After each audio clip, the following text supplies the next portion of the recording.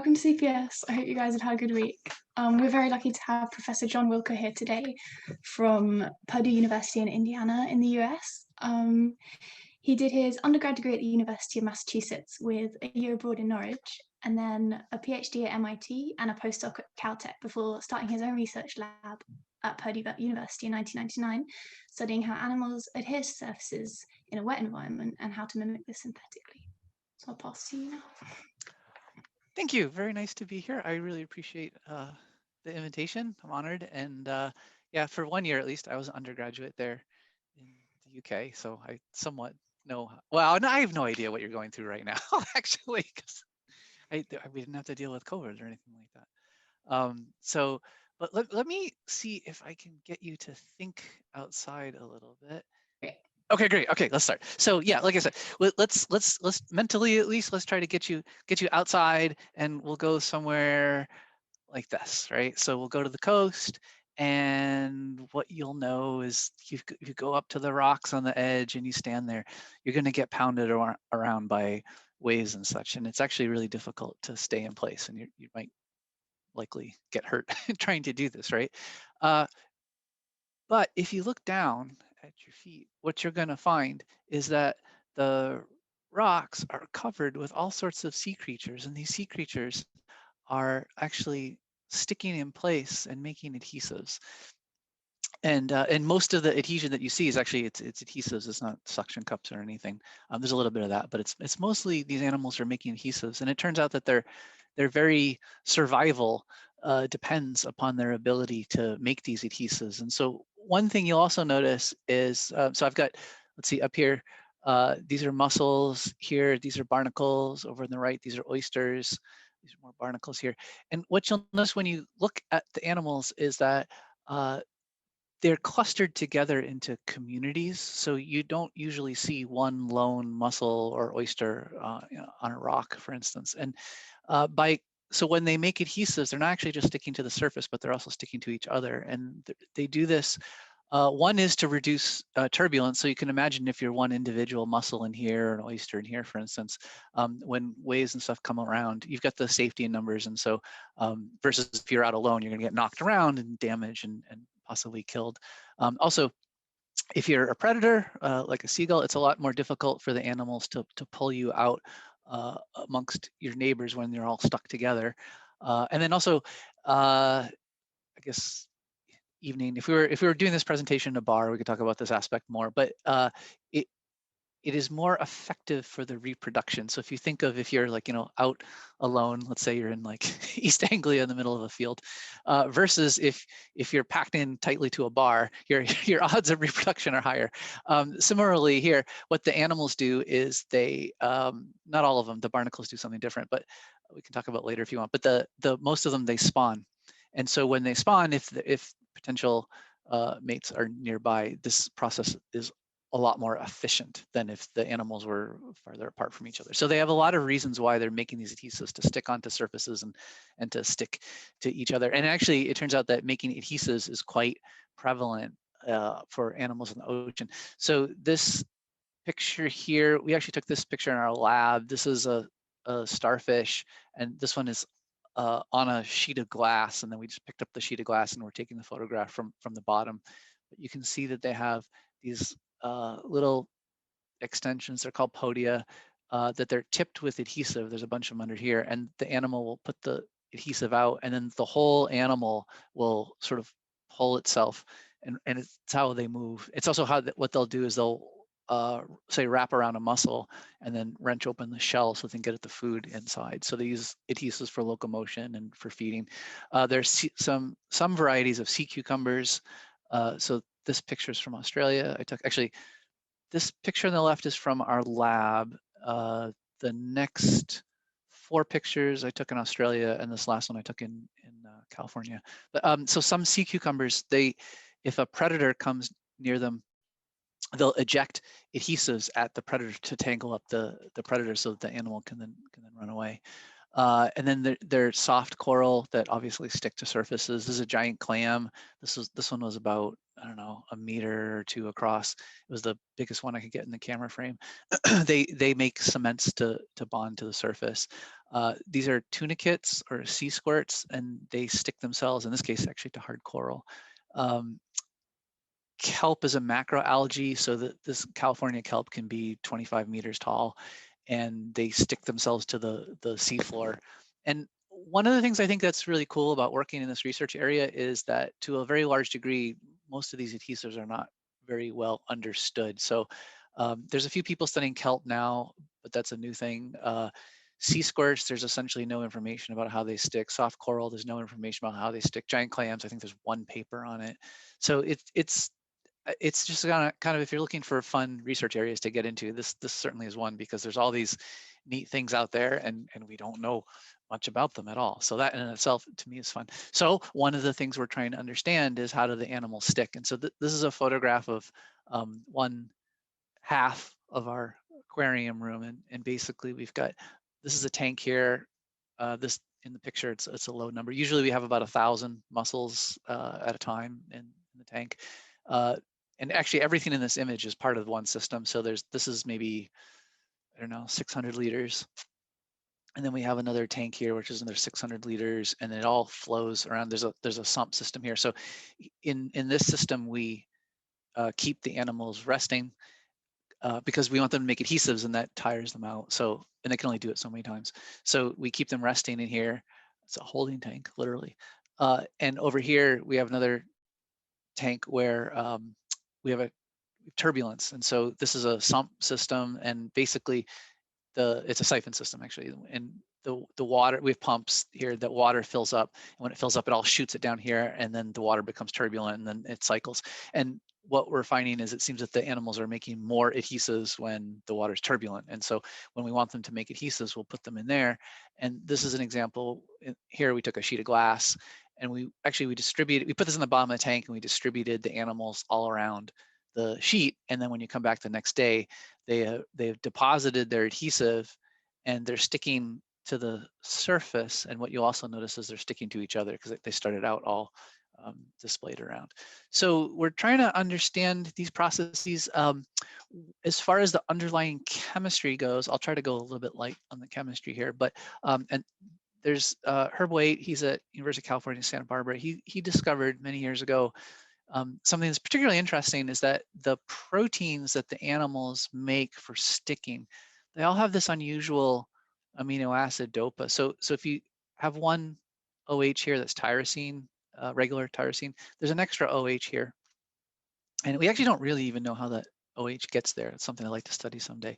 But anyways, this dopa group is in all of these proteins. And what we've been doing in our lab is trying to understand the detailed chemistry as to how you can take a bunch of proteins, shot out of an animal, and use them to make an adhesive on a surface and underwater.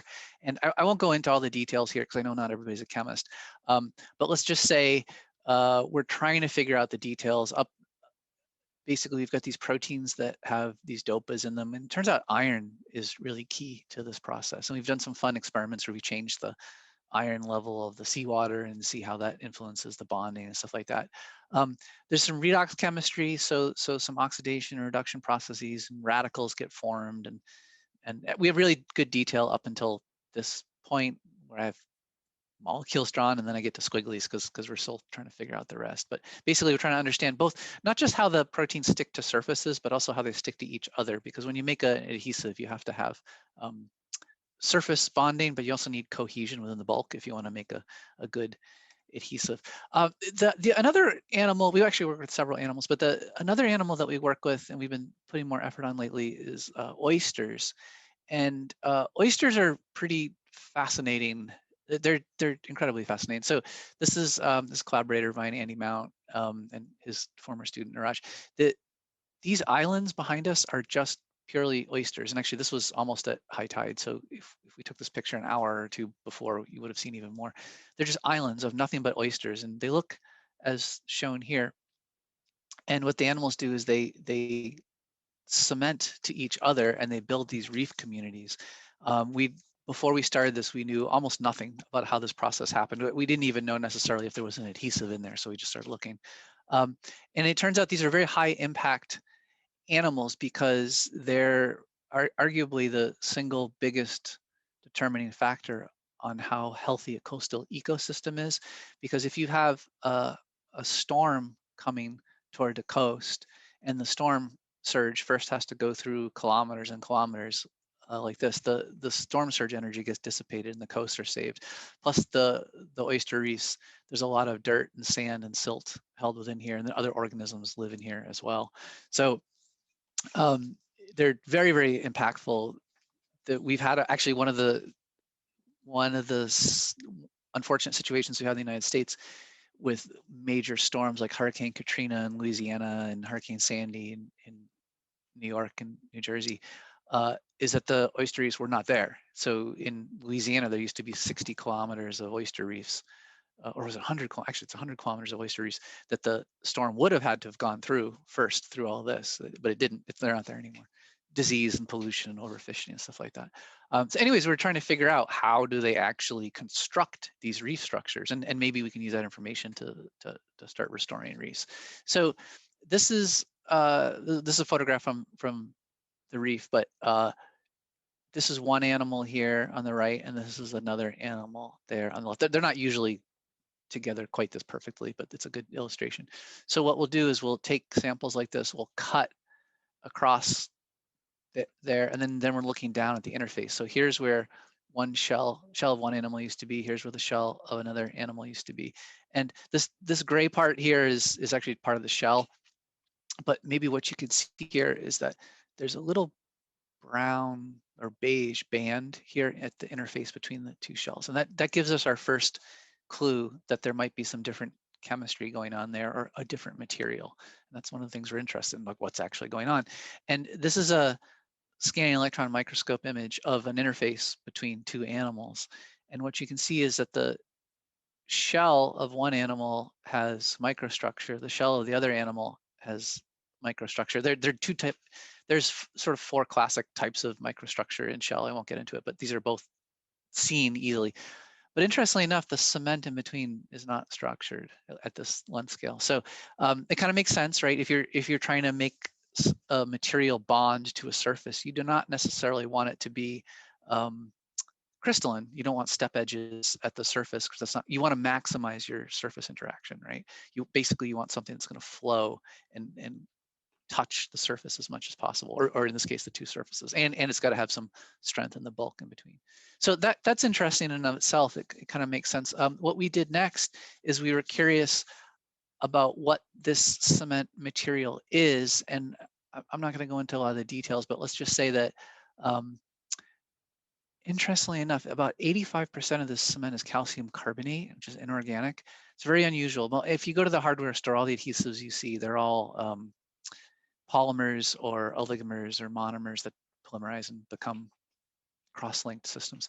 So all that inorganic is very unusual. But there is about 12% organic in here, so proteins and polysaccharides and lipids we found, whereas shell is only about 1% organic. So here it's about 12% organic.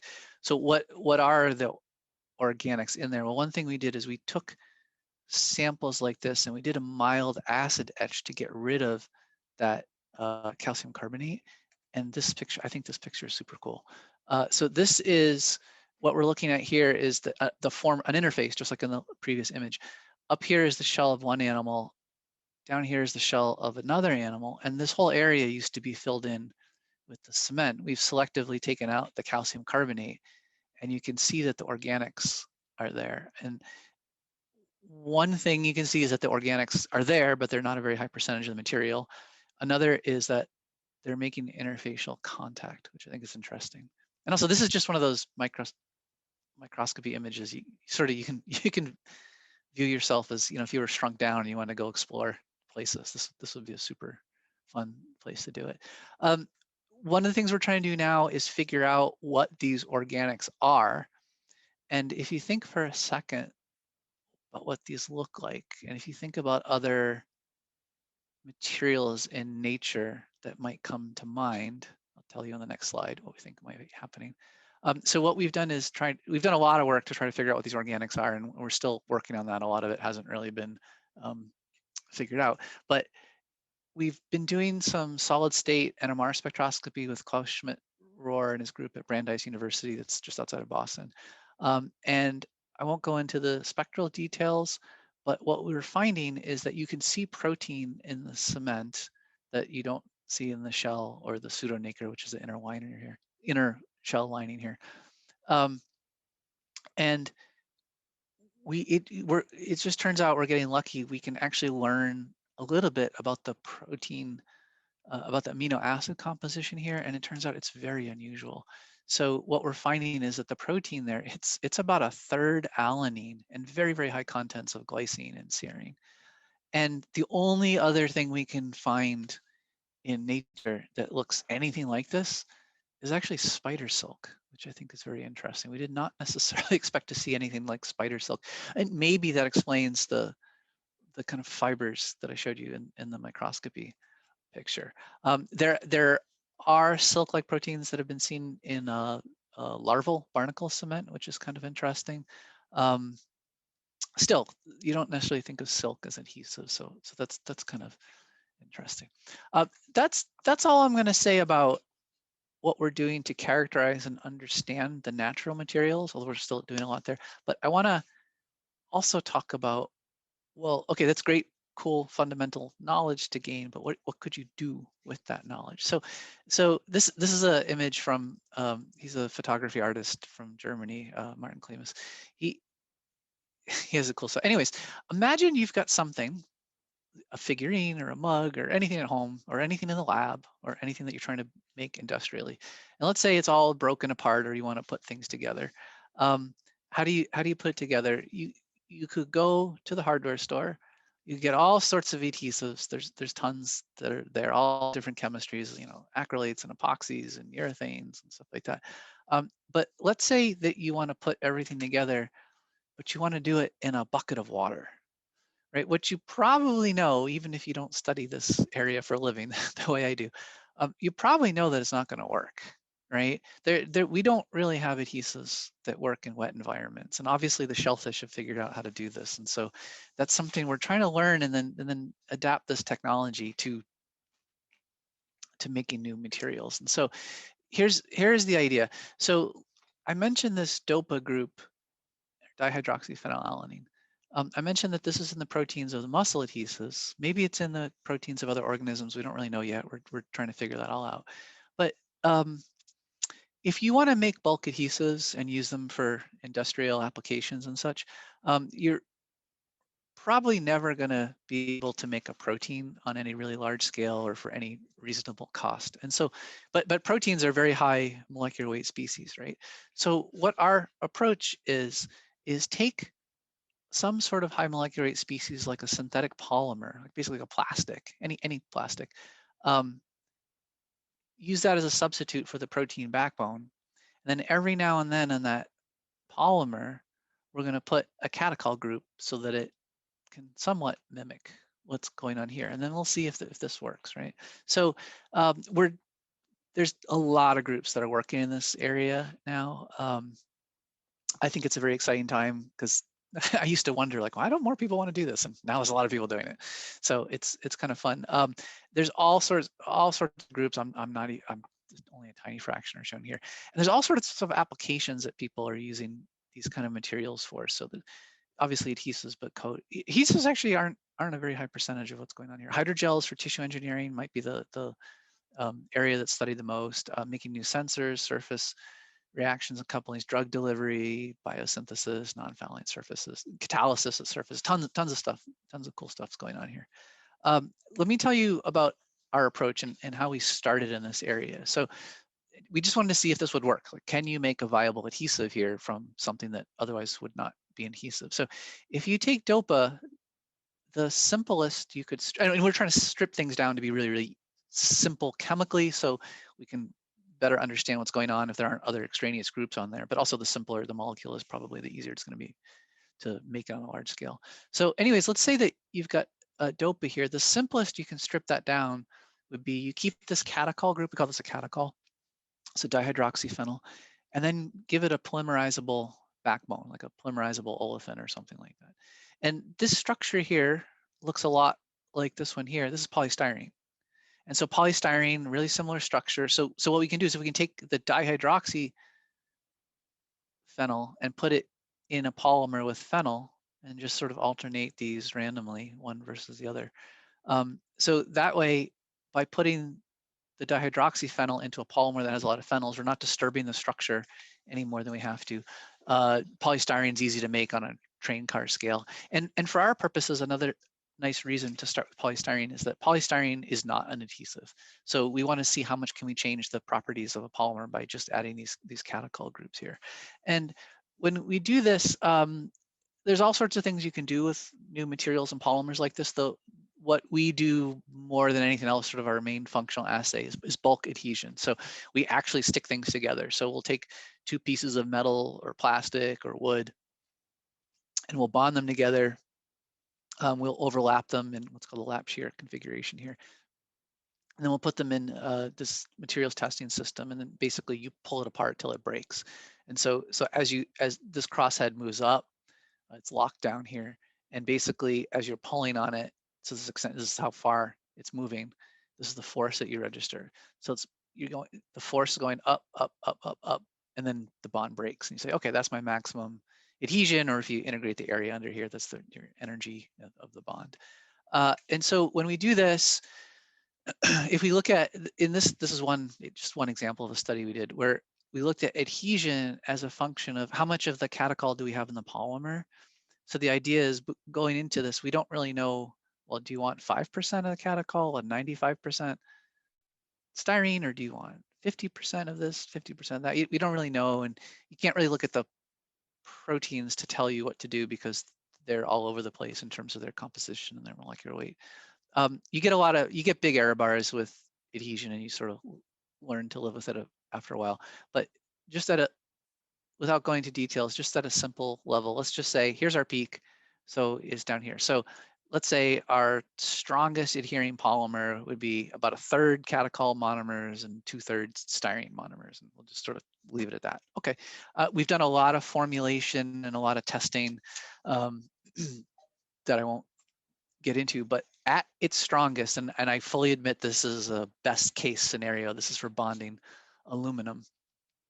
We're benchmarking. You want to know how strong is it, and I can give you a number, but that doesn't tell you anything until you benchmark against commercial adhesives, right? And so polyurethane, this is I don't know what of these are in the UK these days, but these are popular in the US. So there's a company called Gorilla Glue. Their first. Okay, I got it. There's a thumb up. And then polyvinyl acetate, cyanoacrylate, super glue, and epoxy. And basically, this is dry bonding, and this is under the best of circumstances. But we can actually do pretty well compared to these standard adhesives. We haven't beaten out epoxy yet. And all of these types of adhesive chemistries have been around since before I was born. So relatively speaking, this is pretty new. So we're doing pretty well. I think that's pretty cool. That's pretty exciting. I have a video here, and I don't think this is going to work unless we talked about this. I'm going to get out here. I'll play the video, and then we'll get back in. And let me kill the sound. We don't need it. So this is something we're doing, is underwater bonding. So this is a syringe with a version of that polymer. We've actually put it in chloroform because chloroform is denser than water, so it actually just stays at the bottom of the tank because most organic solvents would float up. And then we put another piece of aluminum there, and so we're making one of these lap shear joints. And this is just a centrifuge tube with some lead shot in it, just a little bit of a weight to hold it there.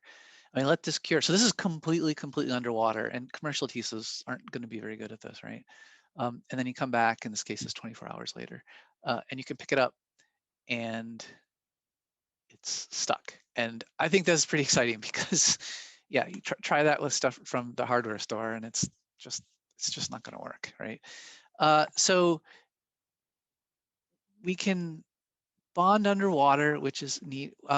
We've been adapting this kind of chemistry to several other polymer systems. So the one shown here, this is a methacrylate system, and we have 3 monomers in this case. So one is a catechol containing monomer, so this gives us our adhesion. And one of the things that we found as we've been doing this, if you use an oligoethylene glycol chain or a polyethylene glycol, a short version of polyethylene glycol, What that does is it drops the modulus of the polymer, so it makes it much softer, to the point that if you have enough of this around, it can be an oil at room temperature. This monomer here, this is methyl methacrylate. So think of polymethyl methacrylate. It's like plexiglass. It's really stiff and hard. So if we keep the content of this monomer constant, and then we vary the ratio of these other two monomers, we can make materials that are either really stiff and strong and potentially brittle, or we can even make systems that are really flexible.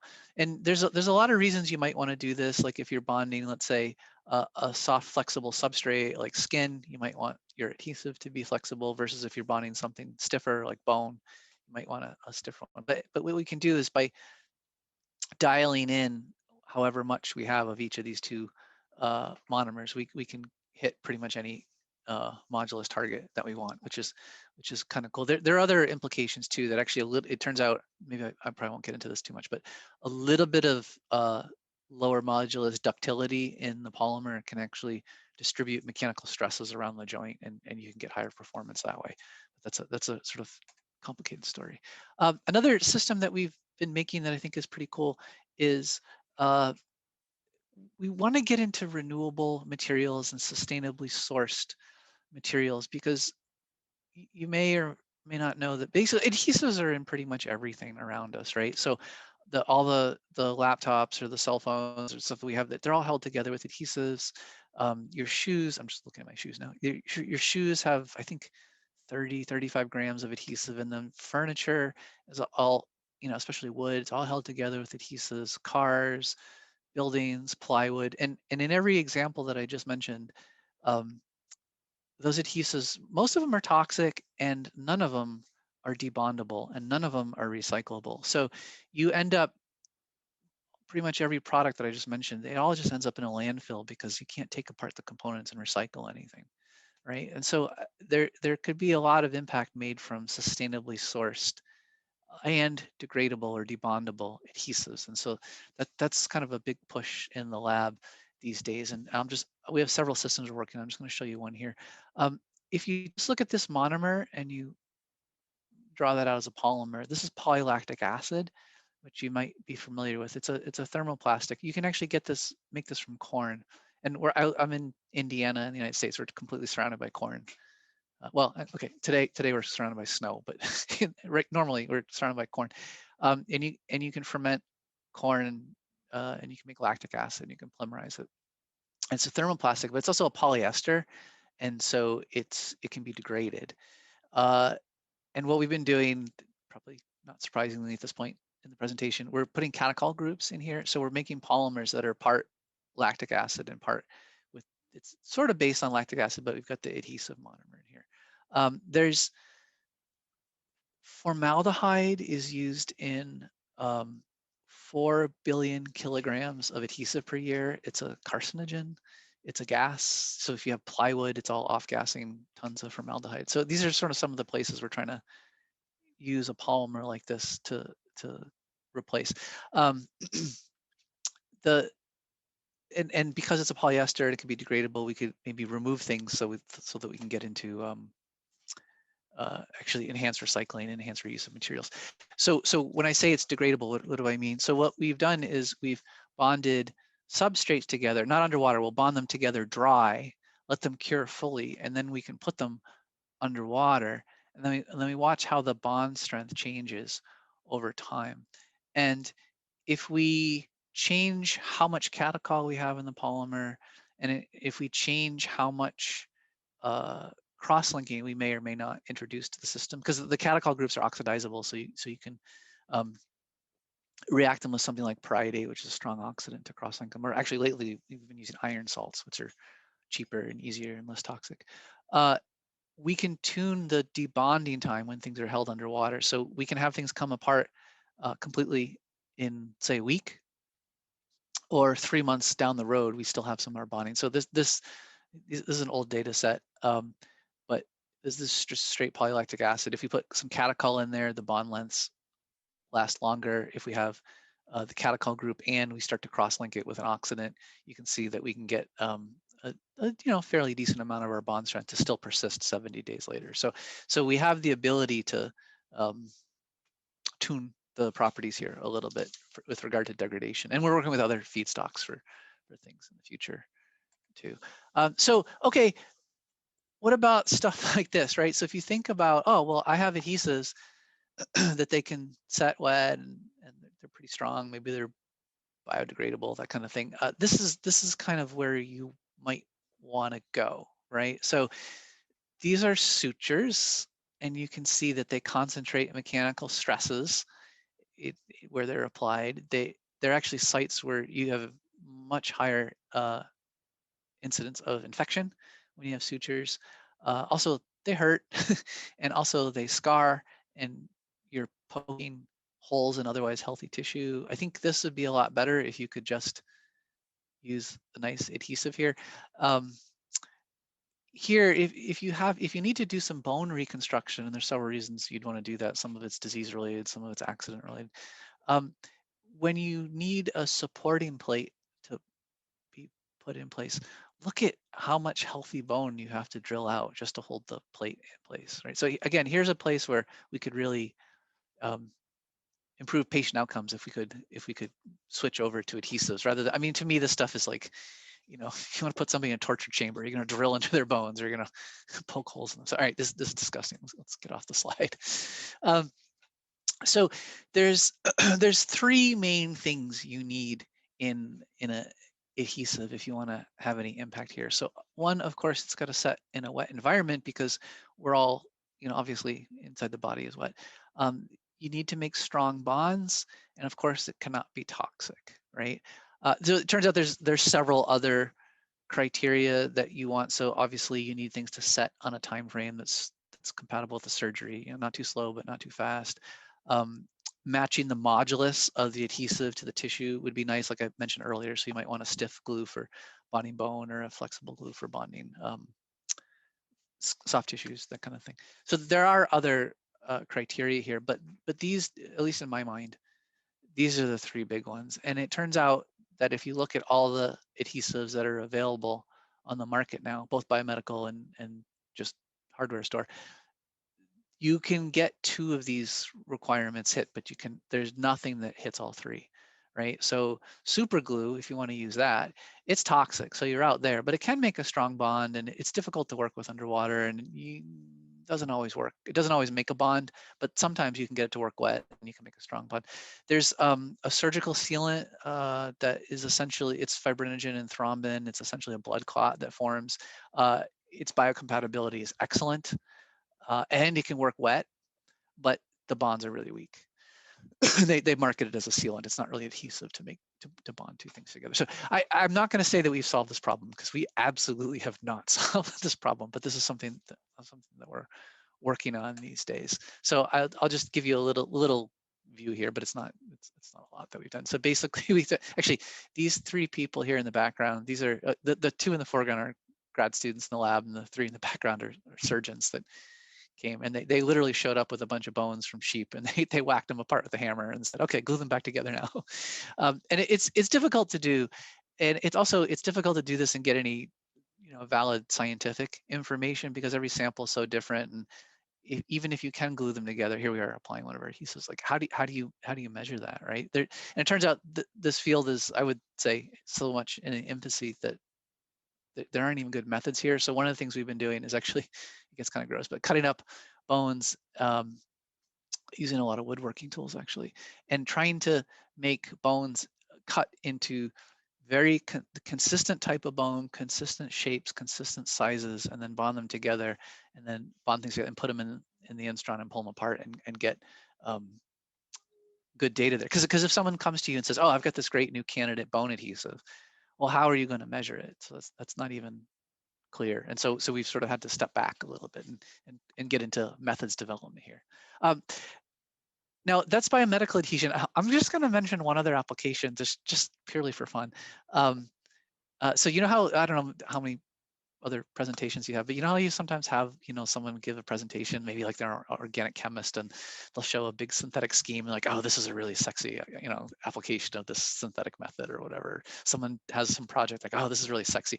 Well, I think we can get a little bit closer to the literal sense of that. I just want to talk about cosmetics a little bit. Not that that's a big area that we work in, but it is amusing. And so what the heck? So I work in adhesives, and as I mentioned, adhesives are in everything. And so I get a lot of interesting calls. This is Lisa. She's a I guess officially, I guess she's a cosmetologist in Chicago, and she called me, and I thought this was a prank call, but she told me about how with fake eyelashes. So you see these women. See, I didn't know about this before. I didn't know this was a thing, but women will put on fake eyelashes, or technically they're called eyelash extensions. And the way this is done, guys, you should know what these women are doing to look good for you. They'll take individual little pieces of eyelashes, and sometimes it's from mink, or sometimes they're synthetic, like a polyethylene or something. And one by one, they're glued onto the base eyelash, and they're using super glue. Essentially, it's off-brand super glue, and it's toxic, and people are having bad reactions. So they're looking for something new. So Lisa came down, and I'm like, at first I thought this was all a joke, and I was gonna hang up on her, but it turns out it's legit. And so we took some of these eyelash extension, and there's little dabs of our adhesive, and we put them down, and we could lift up a little weigh boat. And so there's been some testing of our adhesives in this application. Now, but before I never noticed this, but now that I noticed there, I can spot it a mile away. So anyways, just purely for amusement's sake. So to wrap up here a little bit, so we're trying to understand how mussels make their adhesive, and we're getting into the detailed chemistry. We think iron's involved, and there's some radical chemistry and cross-linking and stuff. For oysters, we didn't even know before we started if they have an adhesive material of any sort, but it turns out they do. And it's different in structure and composition than the shell on either side. We didn't know if maybe the shells were just blending into each other somehow, but there's an adhesive there. And it's got these cross-linked organics. There's calcium carbonate. The organics are making interfacial contacts. We're seeing similarities to spider silk proteins, which is kind of unexpected. When we're making new classes of biomimetic polymers that have the ability to bond underwater, and they can be as strong as super glue for dry bonding. They're much stronger than super glue or commercial adhesives underwater. We're trying to get into sustainability and make new adhesives from sustainable resources. And then in the future, we're hoping to do more work in the area of biomedical materials. And this is, okay, the picture's a little bit old. This is just pre-COVID. We haven't gone out and taken group pictures since COVID. But this is, I'm really lucky. I'm at Purdue. The students here are absolutely wonderful. I'm really privileged that I get to work with such yeah, it's the grad students and undergrads here are great. This giant leaps thing is because Neil Armstrong is a Purdue alum, and it's just the 50th anniversary of, well, it's 50th anniversary of the first moon landing and 150th anniversary of the university of the university. We have collaborators all over the world and on campus here, all around the U.S. or all around the planet.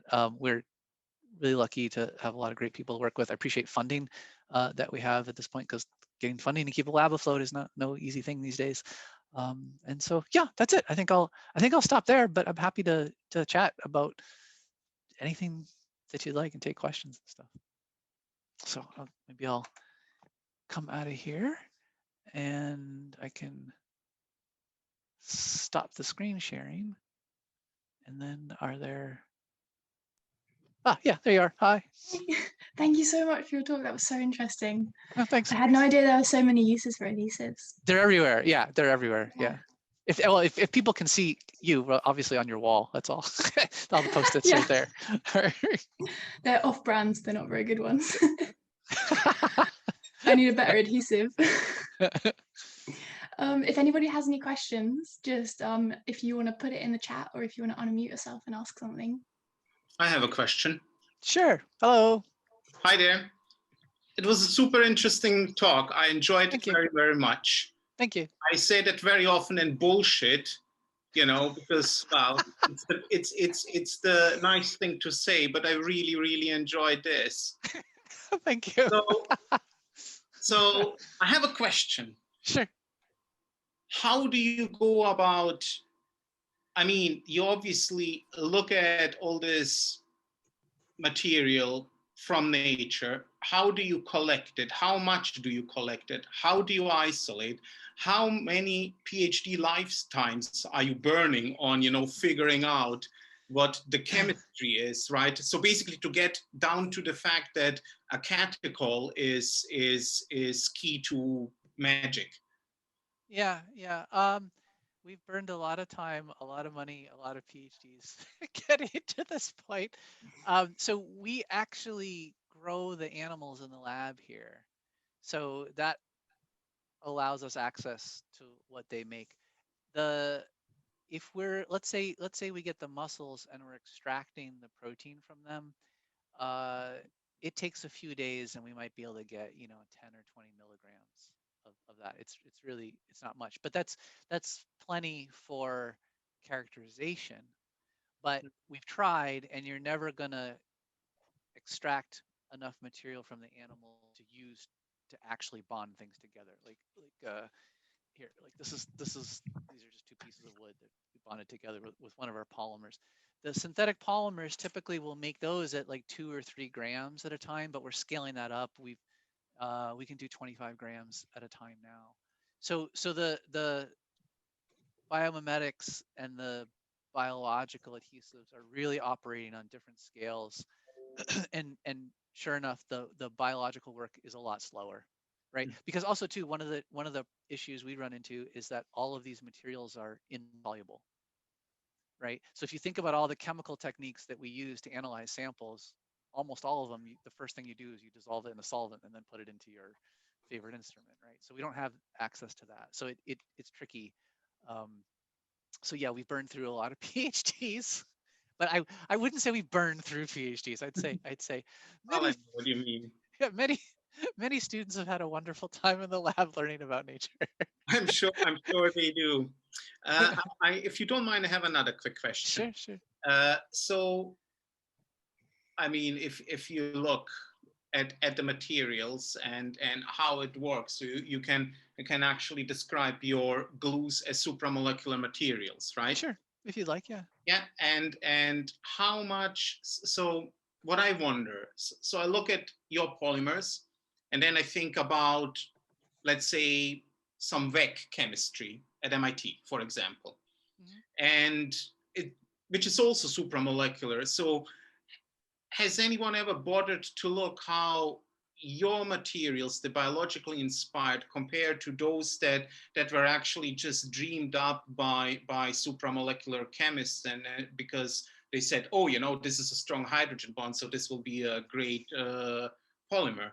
So do you have any idea how efficiency compares? So it that's actually a fairly broad question. There's I think one thing I've learned in studying adhesives is a lot comes down to the specific situation.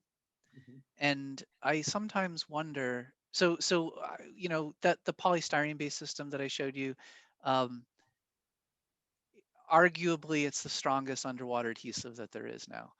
I sometimes wonder if some days I think it's the strongest underwater adhesive because we're so smart and we're so awesome and we designed it and we're just great. And sometimes most of the time I think we're just lucky, but a lot of times I wonder too is if it's performing so well specifically because we put in the effort. So we explored what happens when you change the molecular weight, what happens when you change the catechol content, what happens when you add fillers, what happens when you um, add cross-linkers and things like that. And so uh, you can take an off-the-shelf material like, I don't know, a hydrogen bonding hydrogel network kind of material.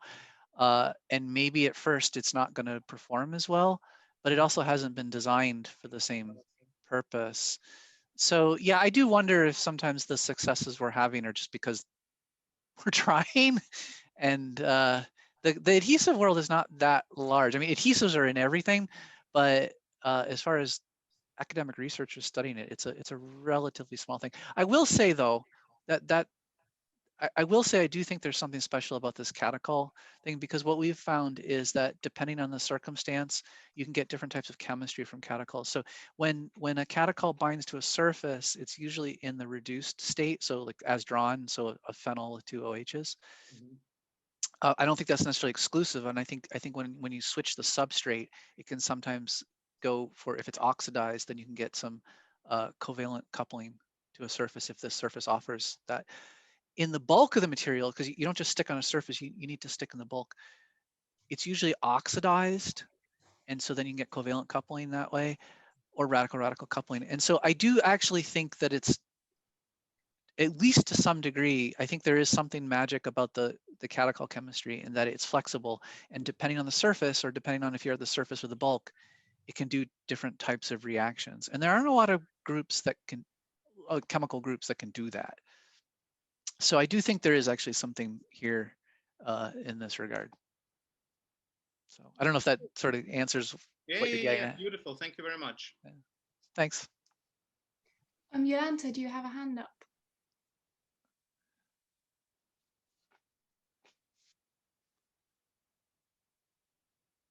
I think you might be muted. Can you hear me now? Yeah. Oh, I can hear somebody now. Yeah. Okay, that's me. Hi. Hello. Great talk, John. Can you hear me now? Yes. Okay, cool. Okay, John. Thank you so much for the talk. I really enjoyed it. I have Thanks. a selection of very small questions. Okay. So, just to give a little bit of background, I'm a synthetic biologist. Okay. And I work on spider silk. So wow, cool. Okay. Yes. So I'm more on the protein side of things. So first question that I had was, so how easy it is technically to make the sort of polystyrene and catechol groups sort of in a controlled manner so that they're always the same, so that the product is always the same. So say I want 30% catechol concentration. It's you know what, I think the answer to that depends on where you're coming from. So actually, what, like with the last question, you know how I said that catechol chemistry has a lot of flexibility, so it can oxidize in some cases or reduce and bond in the surface, whatever.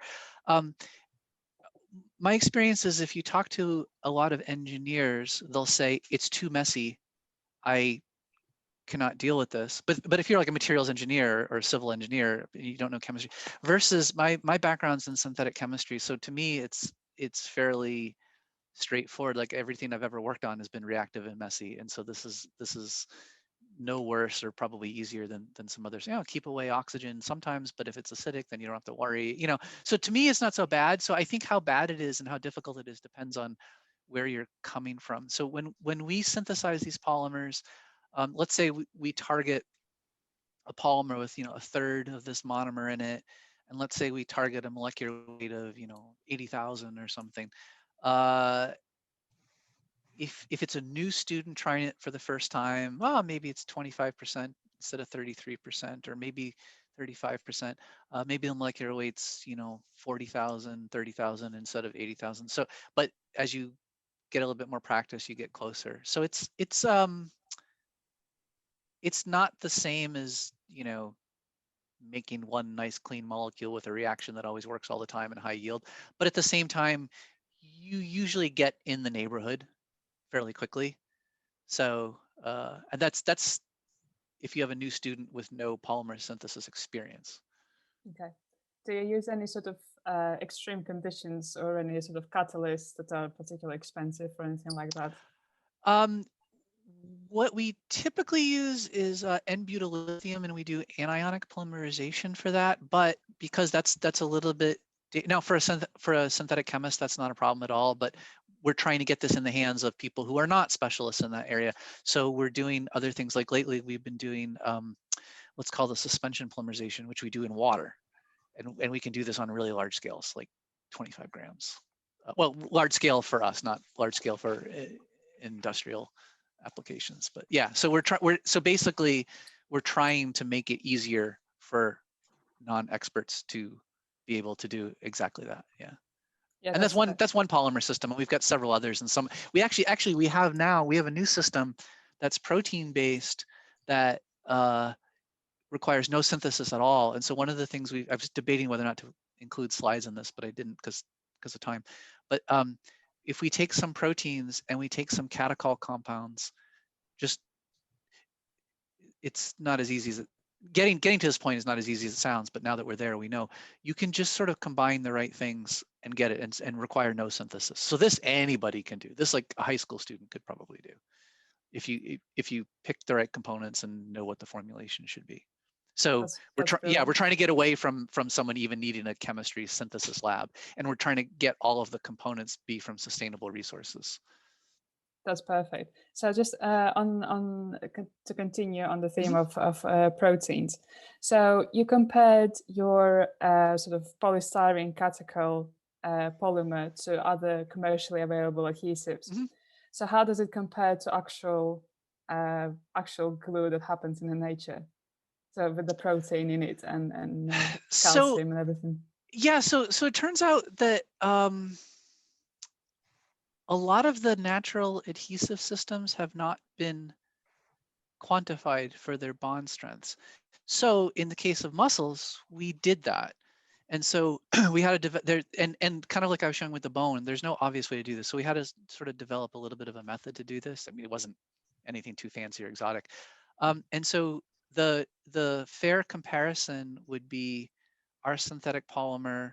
The way you measure the animal's adhesion, they have these adhesive plaques and a thread, so we pull them up normal from the surface. And so what we had to do is with our synthetic, do a tensile test instead of the lap shear that I showed. And in both cases, we used aluminum as the substrate. And to keep it fair, we had to do both underwater because the animal is not going to make the adhesive not underwater. And so for that, we got, interestingly enough, our adhesive was about 17 times stronger than the natural adhesive.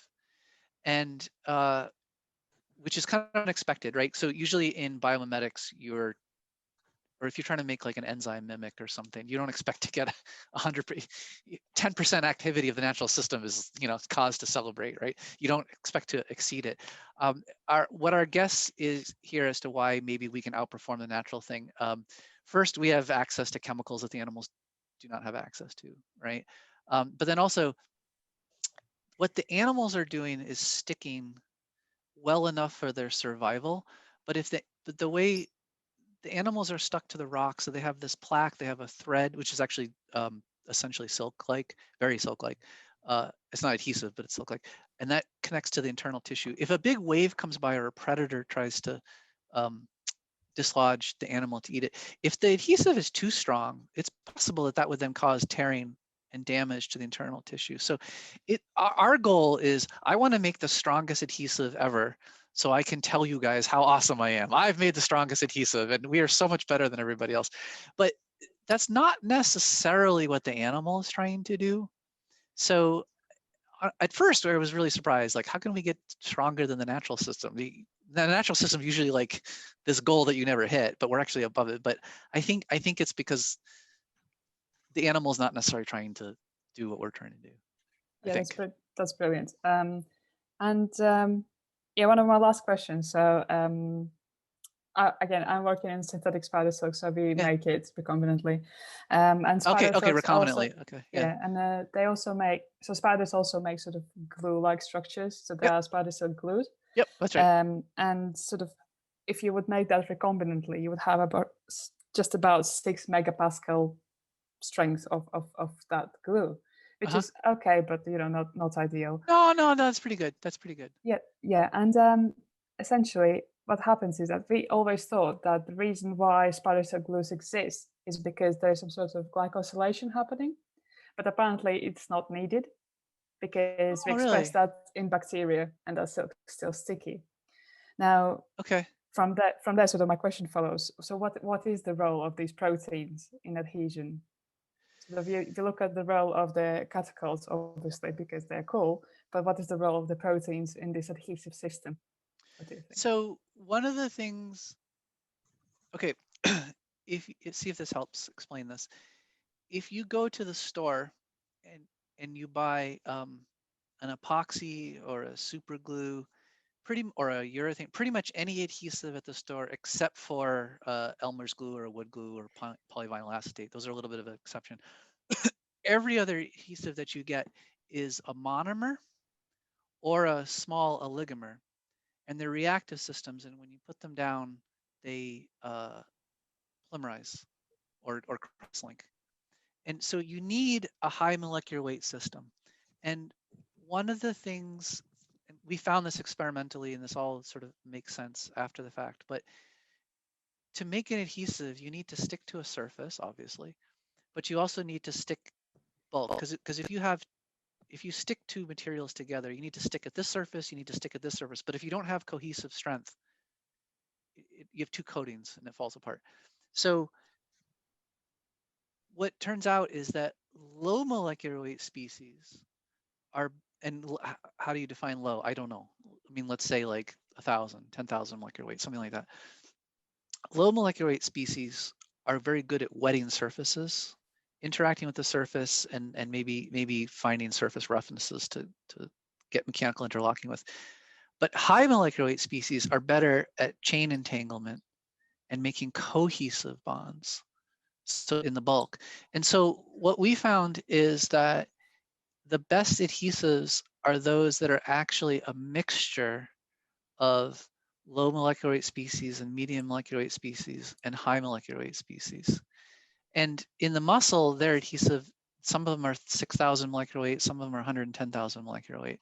I mean, I've always been very interested in these spider silk glues, and for the rest of you who are listening who don't know, right? If you have a spider web, that web is attached to a surface somehow, right? So how do they do that? Well, they have adhesives there at the tip. It's not the bulk of the material. The bulk of the material is the silk. So I don't know, but my guess would be if we get more information about the adhesives from the webs, that you'd find that it's probably a distribution of molecular weights in the proteins. But I don't know. Maybe there's information about that that's come out lately that I haven't seen yet. I don't know. I think it's a very interesting topic. Definitely, yes. Thank you so much. That's all my questions for now. Thank you for very insightful answers. All right, thanks. It was a pleasure to hear this talk. Thanks. Yes, nice chatting with you. Thanks. Thank you. If I might ask one last question, a Sure, quick one. Of course. You mentioned that these are very strong, but you can debond them for recycling. How do you do that? So it depends on the adhesive systems that we have. So if we have like that polystyrene thing, we cannot. It's pretty much that's sort of effectively a petroleum-based polymer. But in the polylactic acid polymer, the backbone is an ester, and so actually it's related actually to what we were just talking about, that you need certain molecular weights to get a good bond. And if you start, let's say, hydrolyzing away those ester bonds, and we've actually studied this is exactly what happens. You start chipping away at the size of the molecule, and at some point you get it to be a small molecule again, and everything just sort of dissolves away and goes.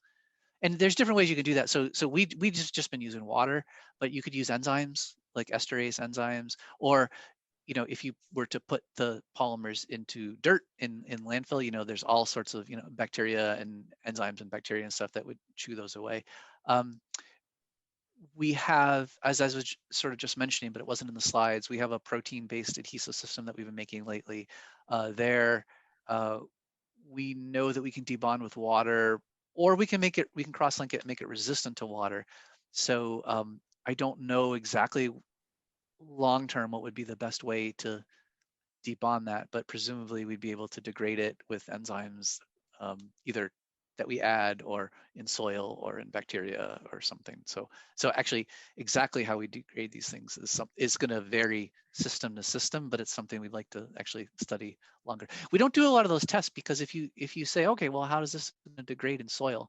Well, you're in for at least 6 months, if not a year, just waiting and literally digging things up and looking at them and putting them back. So we haven't actually started any of that yet. And also now, if I try to go out and get soil, I need a pickaxe to get through the frozen ground. That's really cool. Thanks. Yeah, it's fun. Yeah. If that's all our questions, I want to say a big thank you from the whole society for coming to talk. Thank you. It was my pleasure. Yeah. Thank you so much. It was really enjoyable. Cool. Wish I could be there in person again sometime, but I'll be back sometime soon. Yeah, you're welcome anytime. Thanks. All right, nice seeing you all. Thank you. Wait.